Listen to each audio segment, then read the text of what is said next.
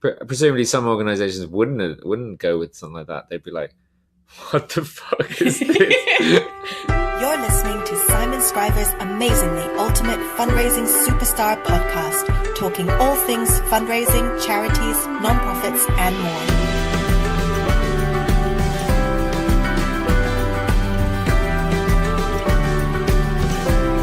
Here's your host, as always, Simon Scriver.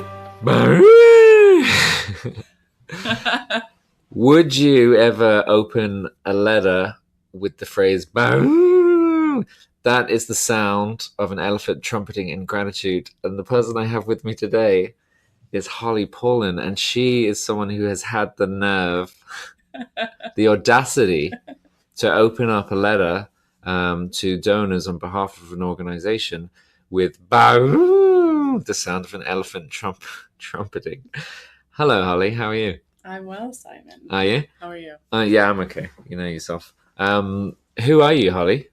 I am an account manager with Agents of Good, and I do a lot of storytelling, direct mail with our clients. You're in Canada? You're based out of where? Canada. Yeah, I'm in Ottawa. But you work for clients all over the place? All over the place. In North America, mostly. Some in Australia. And a lot of your job is writing to supporters, writing appeals, writing thank you letters, writing copy. Exactly. How did you get into that? How does one become like a copywriter?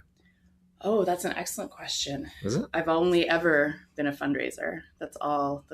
You didn't choose to become a fundraiser though, did you? You fell into it like everyone else? I started, I think I got into fundraising when I was younger through the arts. I was a performer and dancer and did fundraising through that. And then I actually did my post-grad in fundraising. Oh, really? Yeah. Here in Toronto. Yeah. At Humber College, they have a very well-respected program that trains a lot of up-and-coming fundraisers. Yeah. And yeah, so that was almost 20 years ago. Yeah. And since then, I've been doing different things in fundraising. And about the last 7 years of my career, I've been focused mostly on copywriting for direct mail. Yeah. Through clients. And you're a great writer. You get great results with this kind of stuff. Thank you. Tell me about this letter. I mean, we'll talk about some of your work, your portfolio. But this is the letter, I mean, that I only read recently, and I think you only wrote it recently. But it opens like that. Dear Simon, Baroo. That's the sound, or as close as I can type it, of an elephant trumpeting in gratitude. Thank you, Baroo, for your recent gift to help elephants here at our zoo and in Borneo. Am I doing a good elephant impression? Is that how you pictured it? Well, yeah, I think maybe a little bit more, long, extended. But, really? Yeah. Do you want to give it a go? Really enjoy. When you wrote this, did you try? Did you do one out loud? I have to admit, what I did was I Googled the sound an elephant makes to try and figure out how I could type it. Yeah. Because I was afraid. So just to backtrack a little bit. So this is a thank you letter for donors who responded to a specific appeal, right? So the thank you letter matches up. In the appeal, we talk about a specific elephant at the zoo, and that's what the call to action was. That's what the offer was. Okay. In the appeal. So the thank you letter is specifically referring to something that the donors already read and emotionally hopefully responded to, and it's it was top of mind when they sent in their gift. Yeah, they like elephants. They care about elephants. Yeah. So my concern when I was writing this letter, when I came up with this idea, was there are a lot of people who will be receiving this letter who are very passionate about elephants. Yeah. So if I spell it incorrectly or use the incorrect consonants when I sound out the trumpet sound that an elephant might make when they were thanking. So I did Google it, and I kind of took from a few sources. So there's this is a heavily researched thank you letter. Yeah, and so when you're looking at are you Googling the sound and listening to it and translating, or are there people on the internet who've written blog posts on? Yeah, I think it should be spelled BA. Have you ever gone to those pronunciation websites and they have like someone, so I'm Canadian, so someone who's Quebecois and would pronounce it with their Quebec accent, and somebody who's an Anglophone would say it, and someone who's Dutch. And I actually found a website with somebody saying it with all these different accents, like saying an elephant. Oh, really? An elephant sound. Yeah. It was the most bizarre thing. Like, that's insane. Who knew? That's really, really good. So I'm happy with. You think you've captured it? Yeah, I think so. And when people read it, you think they're going to hear it in their head? I hope so. I think that it's like, that's what you want, a good letter to kind of grab people right from the beginning so they keep reading, right? Yeah. Well, you tell me, you're the expert. So the opening line is important because, I mean, the standard opening of a letter is thank you so much for your donation. Or the even worse, on behalf of. Okay. Bleh. Yeah. And so you're really trying to find something that gets people to the next paragraph? Is that your goal? Yeah, absolutely. And in a thank you letter, you have a few goals, right? But you want to start with something that's going to grab people's interest so they keep reading. And then you want to make sure that you're reporting back, you're telling them how the gift will be used, and you just want to make sure they understand how much impact they're having with their gift. Sure. It's not difficult, but we seem to do a poor job in our industry. Well, it's difficult. I mean, there's elements of it that I find difficult, or I think everyone finds difficult. I mean, probably the blank page is difficult. So where do you start with something like this? When you were told you have to write this thank you letter, or when you were hired to write this thank you letter, and you have a blank page in front of you, I picked you on a typewriter, or do you have like a quill? Yes, it's like Harry Potter. Yeah. What's the first step as a creative, one of these artsy type people that, whatever? Well, I do have a secret, and I'll let you in on it. Yeah. It's the saying, start as you intend to finish. So I actually type out, like, I set up when I'm doing a thank you letter, I want to have big, wide margins, lots of white space, at least 14 point in a serif font. So when I'm actually typing out the thank you letter, it looks a lot like how it's going to look when the donor actually receives it. Okay. And to me, that's important because it keeps me kind of on track for where it's going to be in the page and how long it's looking and how, big or small paragraphs look. Yeah. If they're too blocky, people will stop reading them. Okay. And then I always start with a person's name at the top and their actual address, just like you would with a letter. What name do you use? Sometimes I use Mrs. Caring Donor. I know her. Yeah, I went to college with her. Oh, she was a bitch. Weird. Oh, well, I think as she's gotten older, she's become very generous. Oh, that's nice. That's a funny coincidence. Yeah. But or like an actual name of somebody. Like I know some writers use their own name.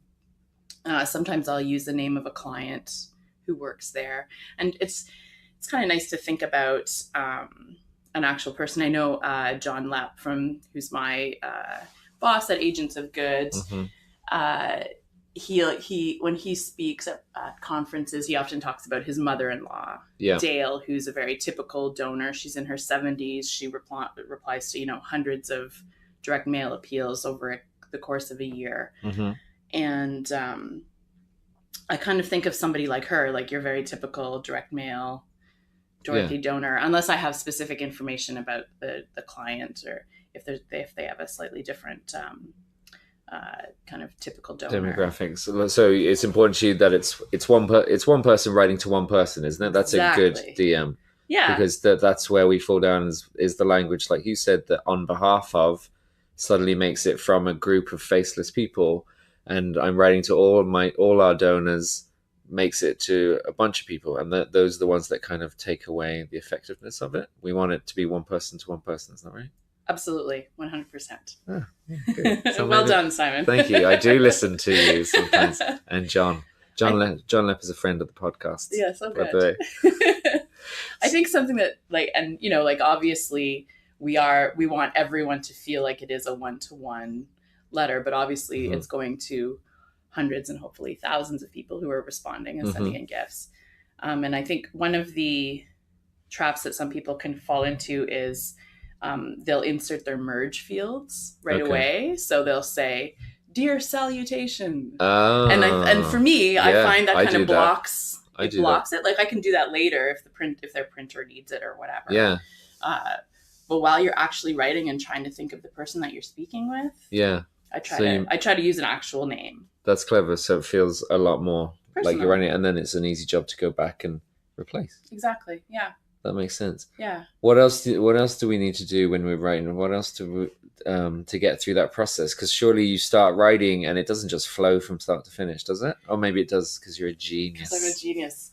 I always go back to the actual pack that this donor has responded to, and I pull it out, or I pull it up on my screen, and I look at the envelope, I look at the letter, I look at the reply device, I look at the insert, and I kind of try to remember, because usually, like, I'm not writing the thank you note right after we've done that. Usually it's been a little while. Oh, really? I'm reminding myself of what that experience was for that donor to open that pack. And I want to, because obviously something in that pack spoke to them enough for them to send in a gift. And now we're thanking them for that gift. So I try to kind of get into that.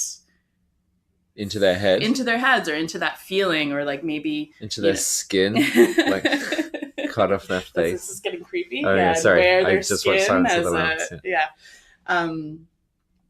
And so that's where the idea of, well, we're talking about the elephants. Wouldn't it be great if the elephants that this person is helping could write the thank you letter? That was kind of my thought process for this. And you know, I do a lot of work with nature organizations, environmental organizations, conservation. And one of the things that a lot of clients are concerned about is, you know, anthropomorphication, which I cannot say, but, you know, what is making like the animals that they care for, the real like at-risk species, these cute, cuddly with, you know, people qualities. Yeah. Well, you know, what, they want to do that? No, they don't want to do that. It's often there's a lot of pushback if you try to do something like that. They want to be taken seriously. Is that it? Yeah, and I think it's just it's considered like it's not a respectful way to represent these at-risk species. Which interesting. It doesn't always work. Like direct mail works when it's kind of cute and corny. Okay. Right? Yeah. And so sometimes we have to kind of carefully navigate that line between being too cute with the animals versus remembering that, you know, an elephant is a live animal with, you know, like that's crazy, a life and a mom and, you know, like all those kinds of things. So I knew that this client in particular wouldn't want the letter to actually be signed by the elephant, which was actually my first option. Really? That's what you wanted to do? Yeah, and I knew that it probably wouldn't work. Interesting. So that's where I thought, well, but the person writing the letter who works at the zoo could certainly be describing how the elephant. Yeah, and any pushback or resistance on that? No. Yeah? Yeah. Really? Yeah, so it's kind of an exercise in, you know, getting to know what each organization's kind of. Presumably some organizations wouldn't go with something like that. They'd be like, what the fuck is this?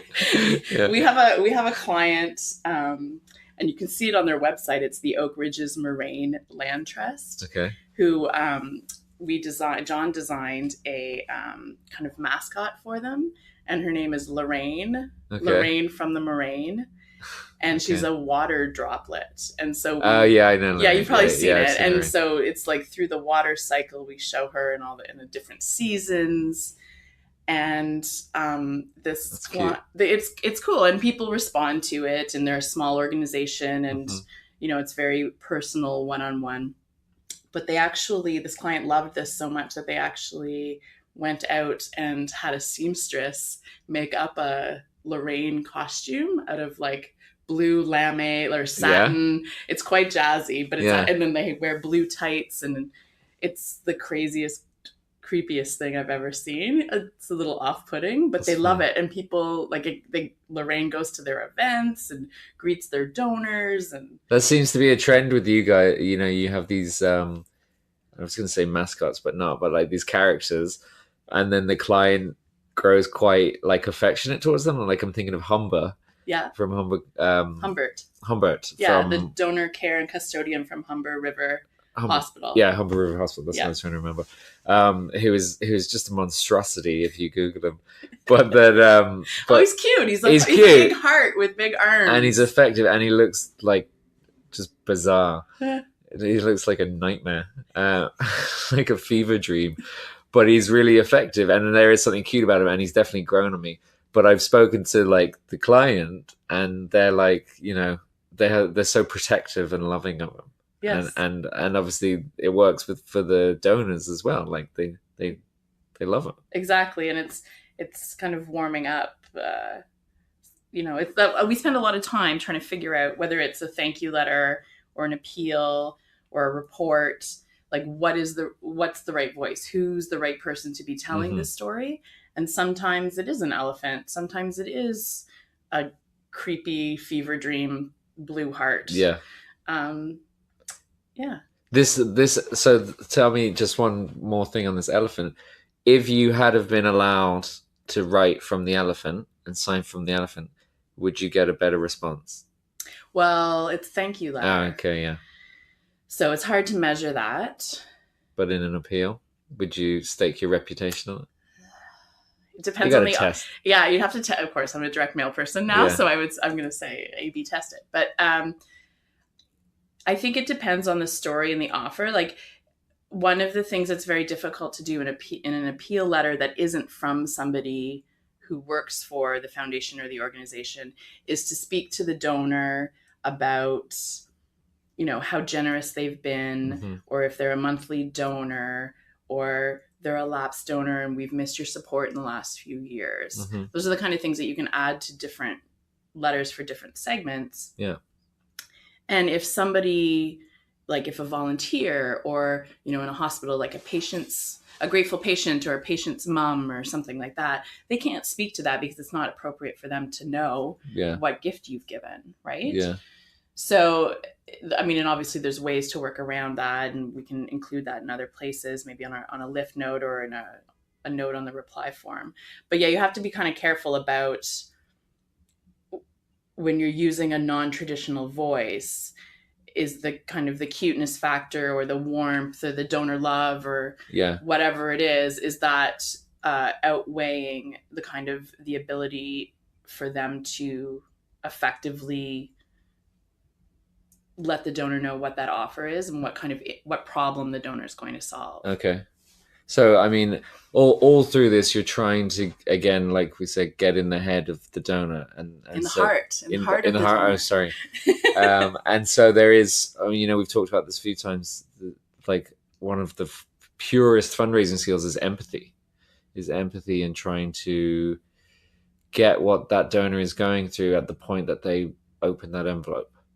Yeah, I mean, I think, and you know, we've talked about this before. I think kind of the basic skills of fundraising are manners and empathy, and it's trying to even if you're talking about a direct mail appeal, which, you know, hundreds or thousands of people might read, you're still thinking about that one donor and what they need to feel like they're making a difference. Can you teach empathy?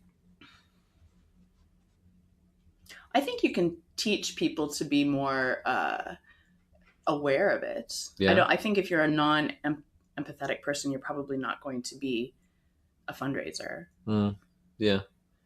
I wonder, can you bring people through? I mean, like, can you get people to see that point of view sometimes by like other ways we can bring them in? I mean, I'm thinking of one of the exercises I do in a session, the mystery shopping sessions, where we try and get them to ring their own organization, or we ring their organization in front of a fundraiser to show them what the donor is going through.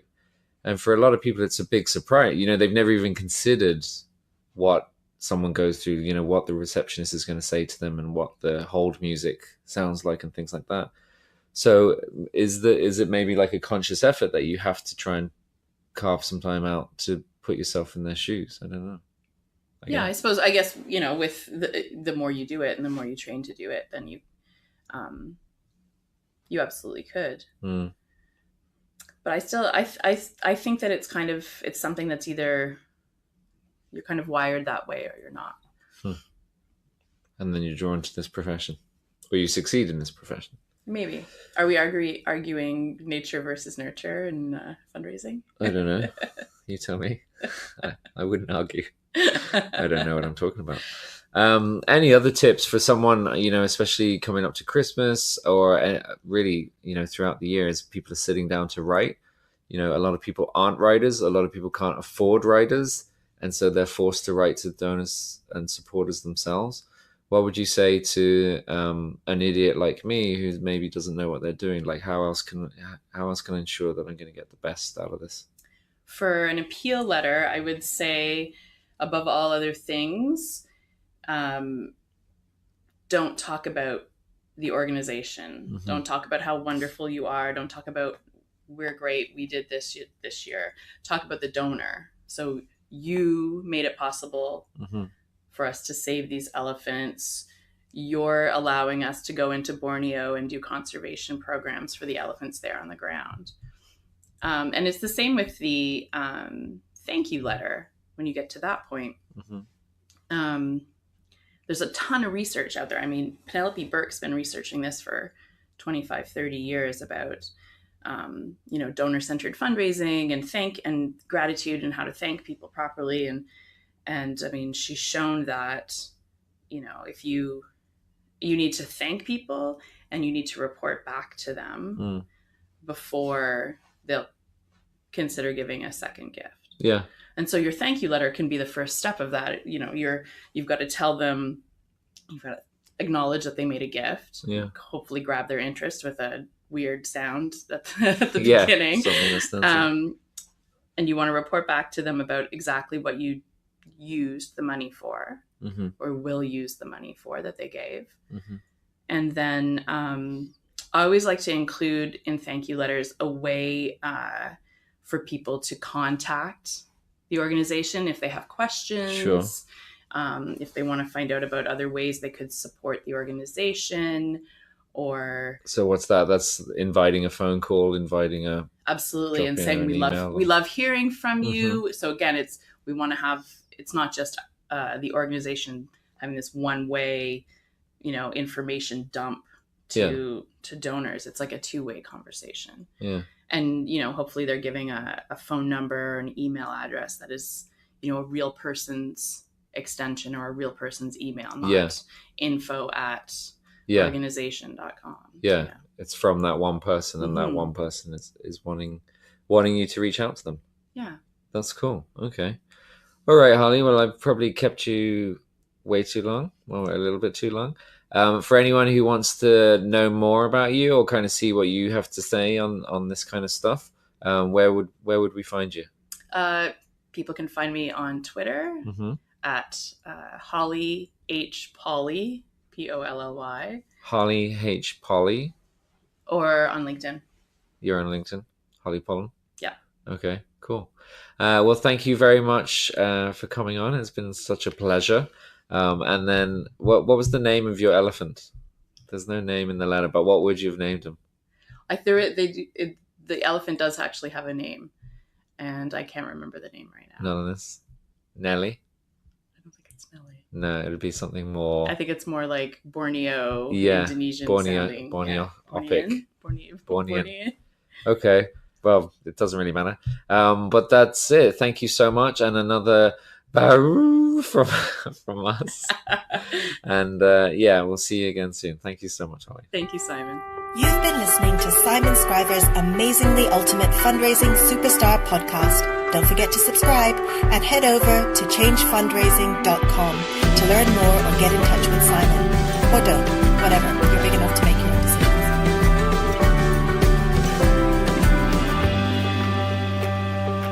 Hello, this is Morgan Freeman For discounts on Simon's best-selling online fundraising courses, go to www.changefundraising.com/training and use coupon code podcast. Complete them in your own time, wherever you want. Get busy living or get busy buying.